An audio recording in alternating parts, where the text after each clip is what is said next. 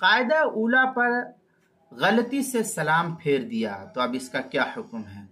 چنانچہ اگر کسی شخص نے مثلا ظہر کی 4 رکعت نماز کی نیت باندھی، پھر 2 رکعت پڑھ کر کے بھول سے سلام پھیر دیا، تو اس سلام سے وہ نماز سے خارج نہیں ہوا۔ اب اسے چاہیے کہ 4 رکعت پوری کر کے اخیر میں سجدہ سہو کر لے۔ اب یہ اسی صورت میں ہوگا جب اس کو فوراً یاد آ گیا ہو تب، اور اگر ایسا نہیں، بہت دیر سے یاد آیا یا کوئی ایسا عمل کر لیا جس سے نماز کے منافی ہے یا سینہ قبلے سے پھر گیا، تو پھر اس کا حکم یہ نہیں، پھر اس کو دوبارہ نماز ادا کرنی پڑے گی۔ چنانچہ در مختار شامی کے اندر ہے سلم مصلی الظہر مثلا علی رأس الرکعتین توہما اتمہا اربعا، اس طریقے کی عبارت جو ہے